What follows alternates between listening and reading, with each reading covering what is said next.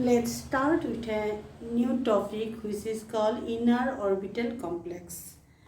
To explain the inner orbital complex, let us take one example of coordination compound which is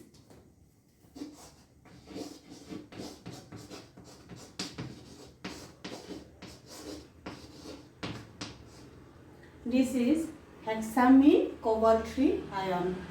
Here these are the amine ligands. This is the central cobalt atom, and the coordination number of cobalt is 6.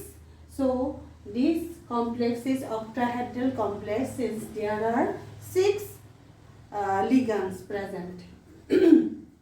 Here cobalt is in +3 oxidation state. +3 state. That means the outer electronic configuration is 3d 7 4s2. Here, since it is in +3 oxidation state, so the configuration will be in +3 state 3d6. That means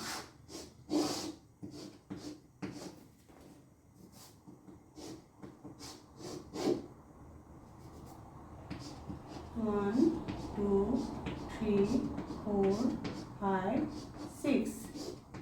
4s and 4p orbitals are vacant. Now, in presence of amine ligands, to form this complex, these 2 electrons from this will shifted here to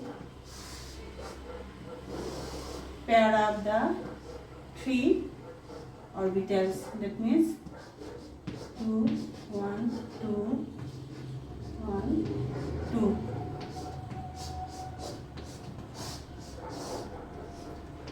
These are the 4p orbitals, 4s, these are 3d. Now, to accommodate 6 ligands in a complex, to form a complex, there must be 2 types of hybridization. One is D2sp3 and sp3d2. Here we see that these are 2 vacant d orbitals. So these 2 vacant d orbitals are available for the hybridization. So D2sp3 hybridization will take place to form 6, 1, 2, 3, 4, 5, 6. These 6 D2sp3 orbitals, hybrid orbitals, all these 6 vacant hybrid orbitals will be filled up by the electron pairs donated by 6 amine ligands.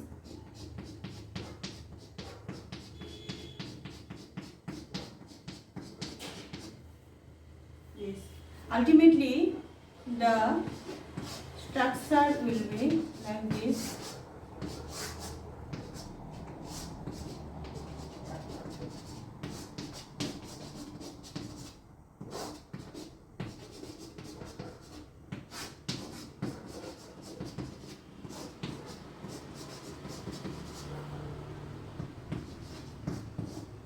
This is octahedral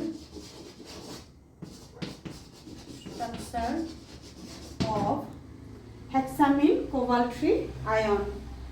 Since there exists no unpaired electron, all are the paired electrons in the d orbital. So this complex is diamagnetic.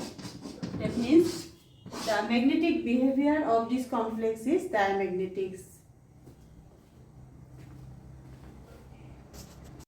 Since in the formation of this complex, the hybridization is D2sp3, that means the 3d orbitals are involved. So this complex is called inner orbital complex.